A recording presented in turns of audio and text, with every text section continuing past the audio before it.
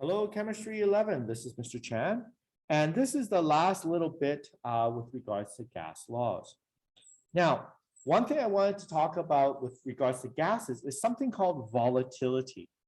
Now, when we talk about volatility, we have to remember molecules with sufficient energies escape from the liquid surface in the gas or vapor state. This is called vaporization. Remember, we had talked about that in the introduction.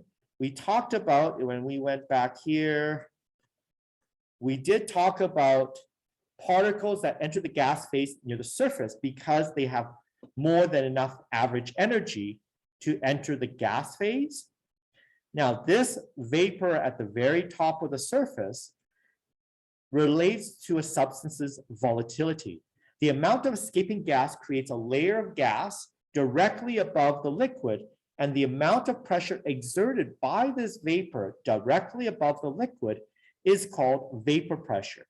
Now, we had talked about vapor pressure before. Remember, I was talking about this example on page 210 in your textbook in regards talking about how the total pressure of something collected over water, not only do you consider the pressure of the gas, in this case, oxygen, but also the pressure of the water.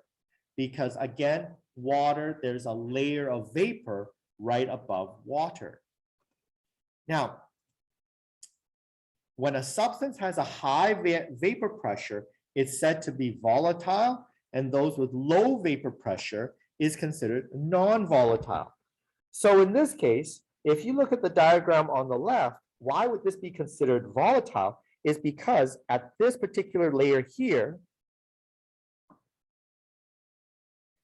you have lots of gas particles.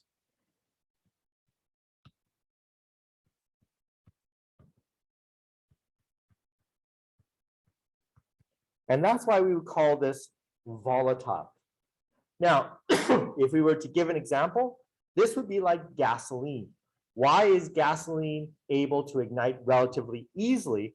Not only because of the characteristics of gasoline, but because of the fact that it produces a lot of vapor right at the very surface, and this is why it's able to be ignited quite easily.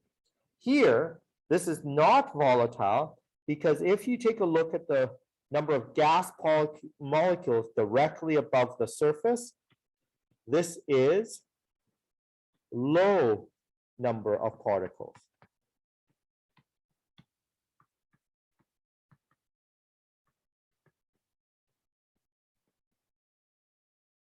Okay. Now, something for you to be aware of.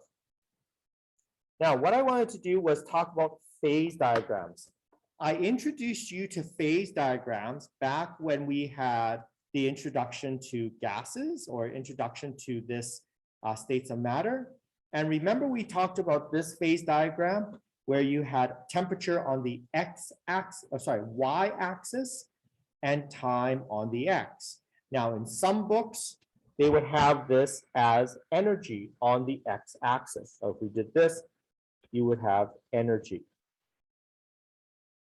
Okay. Now, there is another type of phase diagrams. And in this case, what happens is instead of plotting temperature versus time, what we do is we plot, let me get this here. We plot pressure versus temperature. Okay. Now, so why do we have these types of phase diagrams? Is because at low pressure, low temperatures and or high pressures, we expect a substance to exist in a solid phase. An intermediate temperature and pressure, we would expect a liquid phase. And a high temperature and low pressure, one would expect a gas phase. Now, what happens is when we do that, when we plot pressure versus temperature, what you have is you have both a solid, a liquid, and a gas. And what you will get is you get a line between solid, liquid, and gas. And notice what you have is you have the different phase changes. You have melting, freezing, vaporization, condensation, sublimation, deposition. Exactly the same terminology as what we had with this phase diagram that was introduced to you before.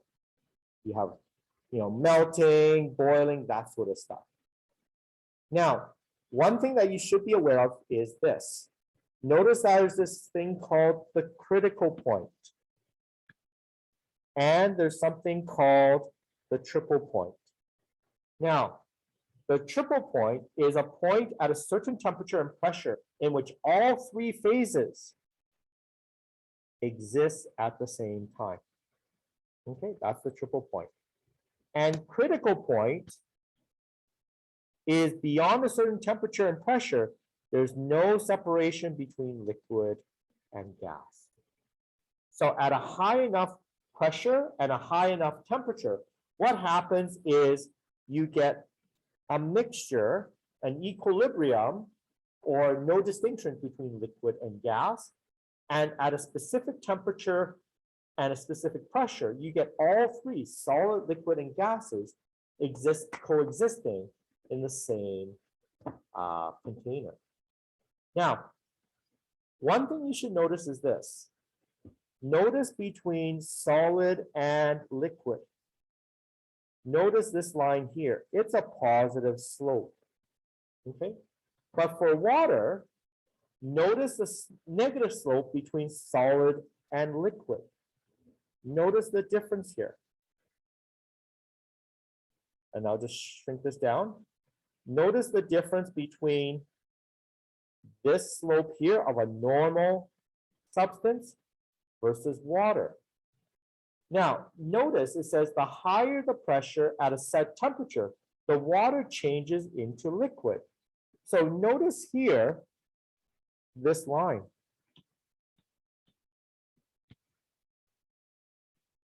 That's what I'm talking about here. If I increase the pressure, it goes from gas to solid, and then it goes to a liquid. Now, you might say, well, why should I be concerned about this? Because what happens is this characteristic of water is what allows people to skate on ice. So if we have a picture here, phase diagram, let's see here. Okay. So you have an ice skater. Now, what happens or how does a skate work? If you take a look on a skate, what happens is the skate is actually sharpened in sort of a dome shape.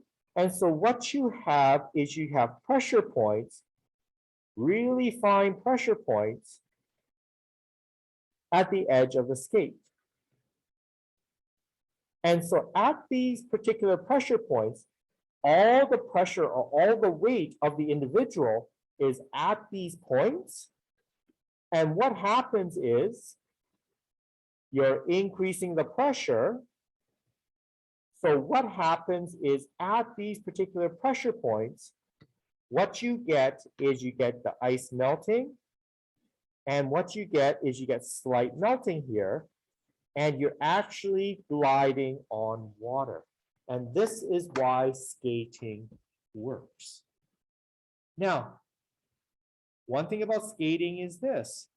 If it's too cold, let's say at -40, let's say you plan to go up to Edmonton to study and it's -40 and you say, oh, I want to go skating. -40, notice no matter how much pressure you put, the substance remains a solid. And so this is why for people that want to go outdoor skating in Edmonton or someplace really cold, if it's too cold, you actually can't do anything. All right, folks, that is it. Thank you for today. Have a good day. Bye-bye.